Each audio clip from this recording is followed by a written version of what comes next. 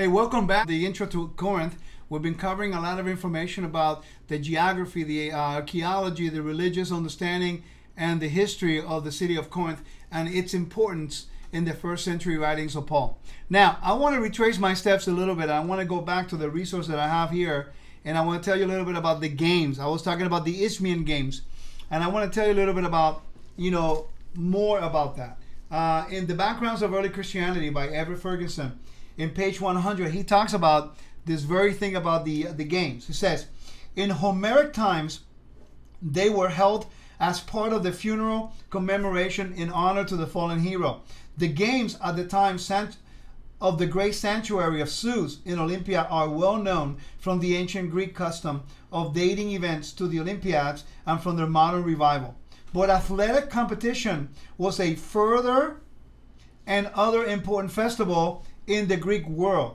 The Nemean games to Zeus, the Isthmian games near Corinth in honor of Poseidon. So now we have Aphrodite, one of the gods. We have Asclepius, one of the gods. Apollo, one of the gods. And now Poseidon as the god of the games of the Isthmian games. Okay, now this is really important. Listen to this. The Pythians of Delphi to Apollo, and the Panatheniac to Athena in Athens. Now, the religious games begin with sacrifice and prayer, and the Constants made vows to the deity, such as prayer before the football, or such as prayer. Anyway, they were just making vows to their gods, just like they do certain prayers and to do now in the games. Anyway, it says, during the Hellenistic and Roman times, a favorite form of benefaction by ruler and wealthy men was the institution of games for entertainment, including the contest in the arena and circus. That's where benefaction come into play. Okay? And conversely, cities flattered rulers by instituting games in their honor. Professional athletes in Hellenistic and Roman times came to receive the financial rewards and adulation that they do today. Now, it says, physical training was an important part of Greek education and centered in the gymnasiums. It says, foot races were held in the stadium, okay, at a distance of 192 meters or a little over 200 yards. Several of these stadia still survive on the starting and finish lines. The major sports were running, boxing, and pancreation, which is type of wrestling. An all-out combination of boxing, wrestling, and kicking, with no holes were barred except for biting and gouging. Okay, the pentathlon, which included running, long jumping, throwing the discus, throwing the javelin, and wrestling. The Greeks exercised and competed in the nude. They oiled their bodies before the competition and afterwards scrapped the dirt to sweat off the oil by means of a curved metal instrument called a strigil. The nudity shocked Jewish sensitivities, which was part of the objection to the building of the gymnasiums in Jerusalem. Okay, and the Romans were too slow to accept Greek athletics. Anyway, so it says the proximity of the Isthmian games to the readers may account for Paul's extensive use of athletic terminology, foot race, and boxing. 1 Corinthians 9, verse 27, verse 24, 27. Let's go there. 1 Corinthians 9.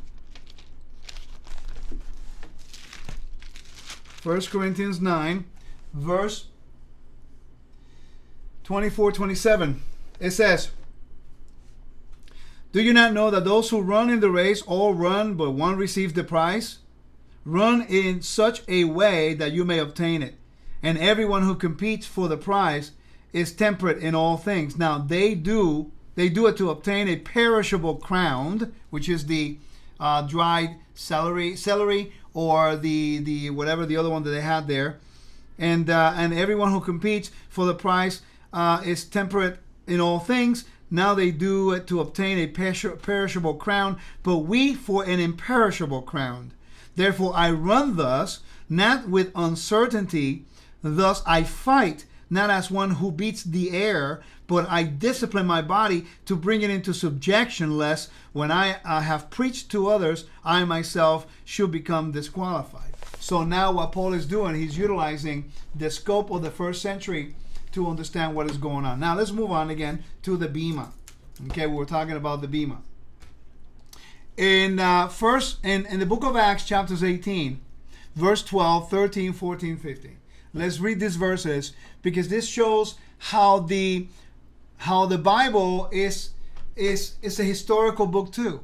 Shows history, and very accurate history, by the way. It says, and when Gallio was the deputy of Achaia, the Jews made the insurrection with one accord against Paul and brought him to the judgment seat, or the Bema. Okay, saying, this fellow persuaded men to worship God contrary to the law. When Paul was now about to open his mouth, Gallio said unto the Jews, if it were a matter of wrong or wicked lewdness, or you Jews reason would that I should bear with you. But if a question of words and names and of your law, look ye to it. You look to it, for I will be no judge in such matters. Now, Gallio was the proconsul of Achaia, but while Paul was in Corinth. To view the Bema in Corinth, which was in the middle of the plaza, a huge plaza they had, before which Paul appeared in the presence of Gallio. The inscription written in Greek and is a copy of a decree for the Roman Emperor Claudius in the AD 4154, who commanded Janus Gallio, the governor, to assist in settling additional elite persons in Delphi in an effort to revitalize it. The inscription dates between April and July AD 52, and from it can be deduced that Gallio was the proconsul of Achaia in the previous year.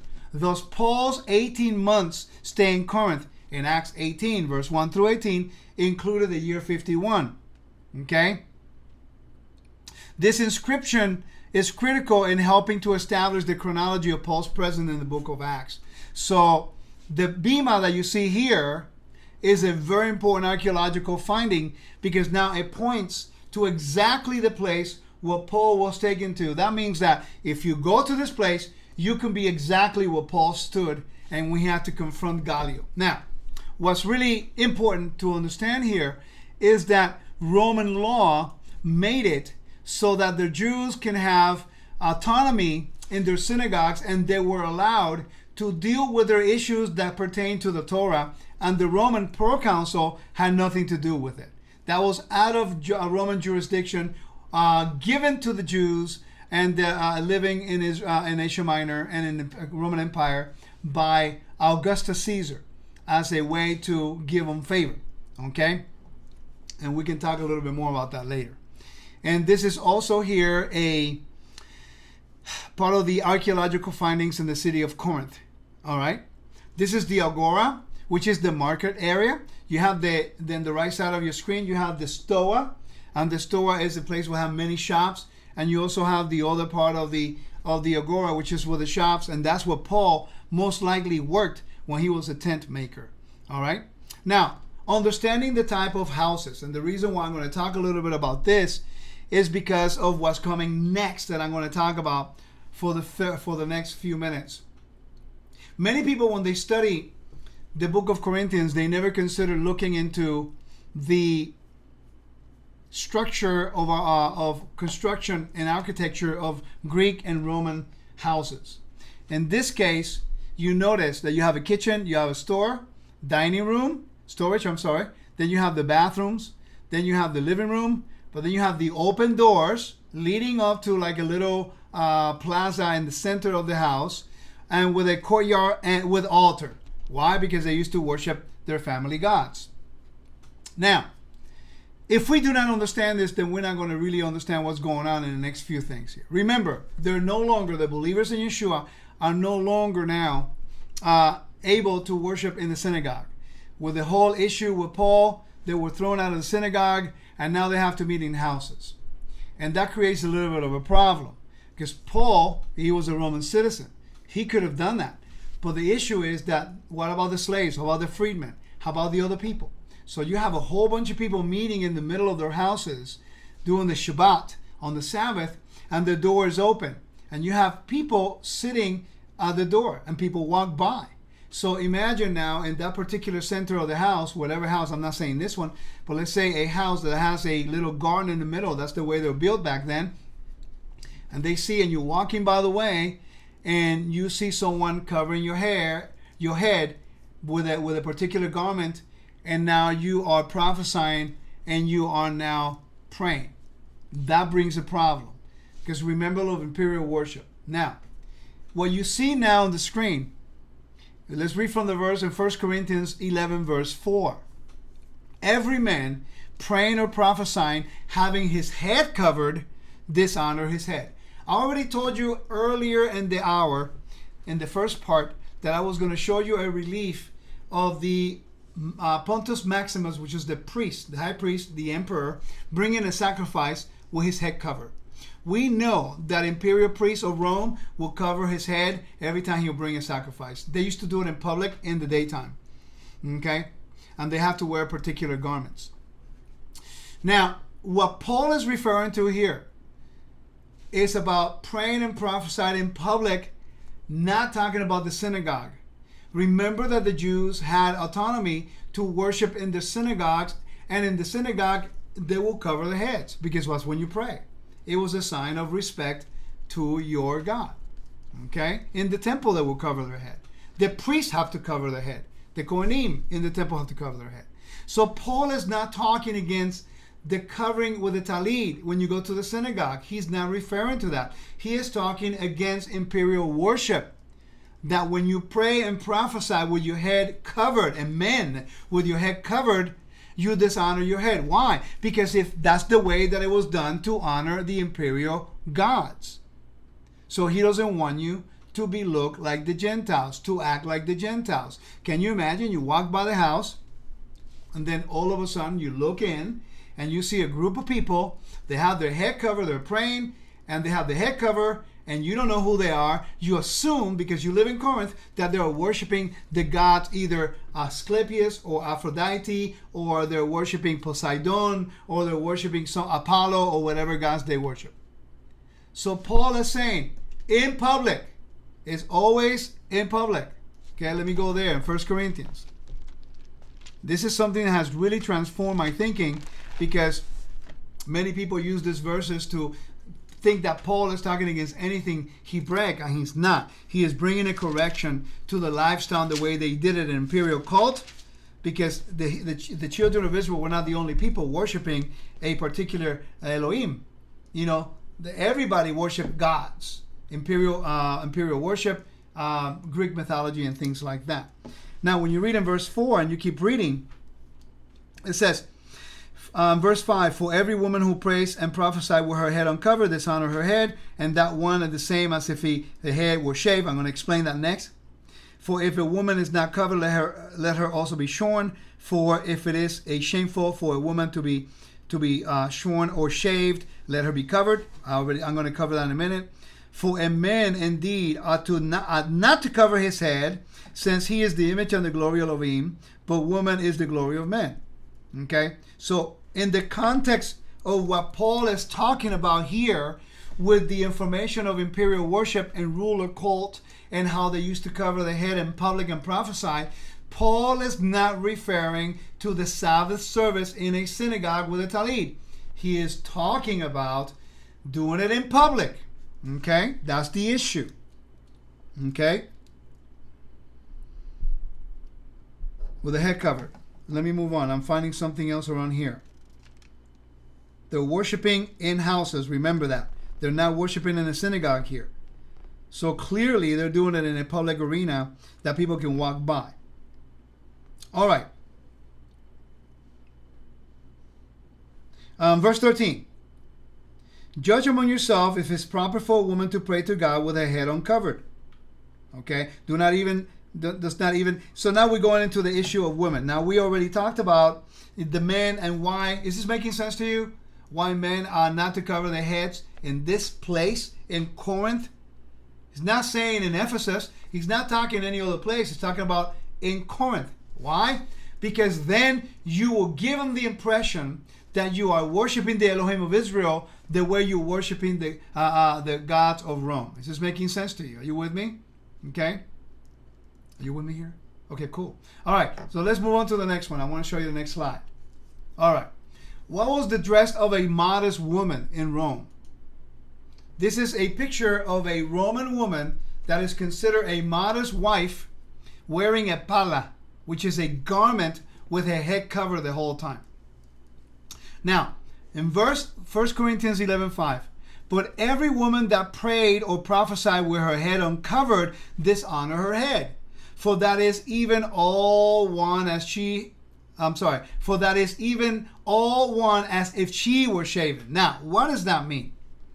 In Rome, especially in the island of Crete, if a woman was found in adultery, they would shave off her hair and they will give her a special garment, and she will live in shame the rest of her life.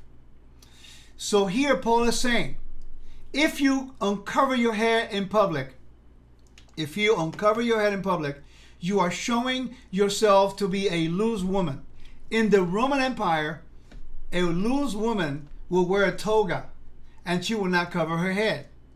Okay? So the contrast between a modest woman and a loose Roman woman. That's really the issue. Because the custom in the Roman Empire was for a married wife to cover her head with a pala. Okay? Now it was later that the upper classes, a new movement came. It's called the New Roman Wife, in which they started wearing different garments and they would not cover their heads. There were the elite women that did that, start owning property, it was the ancient Roman Empire equivalent to the feminist movement today. Okay? So here the issue is not whether or not a woman should cover her head today, because we live in a culture in America that is not accustomed for a woman who is married to cover her head in public, but she wears a ring. The ring is the custom of a married woman. In the first century, a married woman was known that she was married not by a ring, but by her covering her hair. In the Muslim world, normally in some sect within the Muslim world, you have women who are married, they cover her hair. In Iraq, in Afghanistan, they cover their whole body. It looked like a black plastic bag, you know. In Israel, you have married women, different sect of Judaism, that in some particular Hasidim, the Hasidic, they shave their hair off and they put a wig on, or they put a wig on with the hair. Okay, you know, in some of the other branches of Judaism, they cover the hair of women that are married. Okay, so Paul here is not saying, do I believe, let me get away from Paul, let me give you my opinion. This is my opinion. Give you my personal opinion. I believe that in a synagogue setting, we should all wear a talit, and a woman should cover her hair with a veil. Okay? It shows respect. Okay? Shows respect and a distinction between men and women.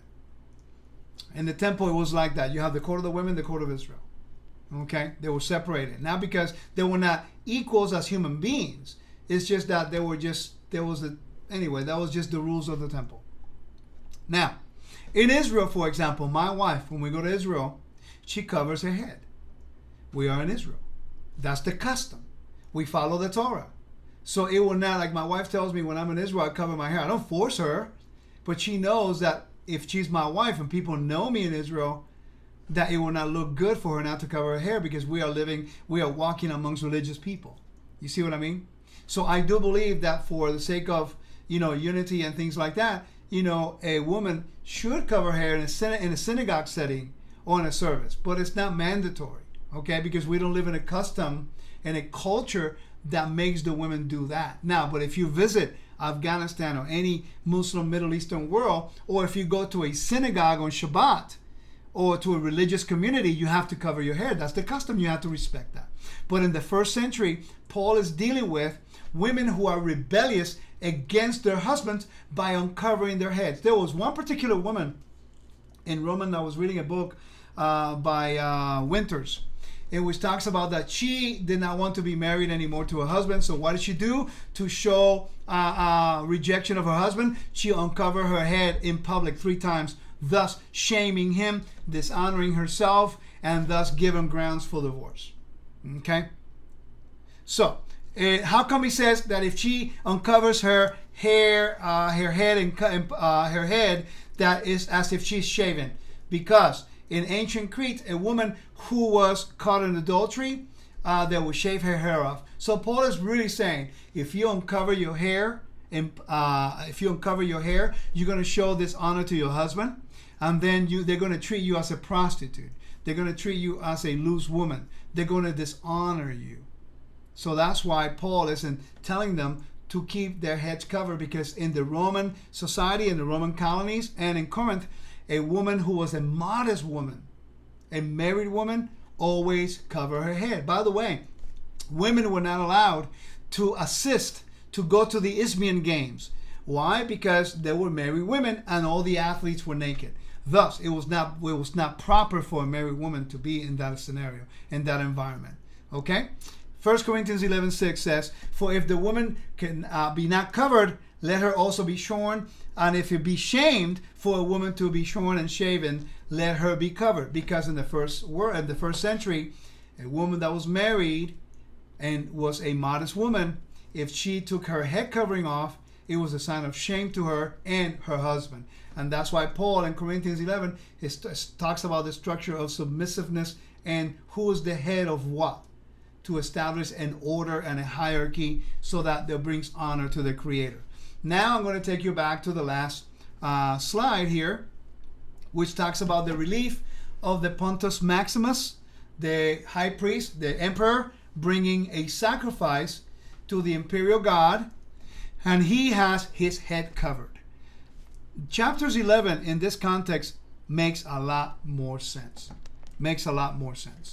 And I think that this introduction will help us understand a little bit about the context of Corinth from a historical, geographical, archaeological, and religious perspective.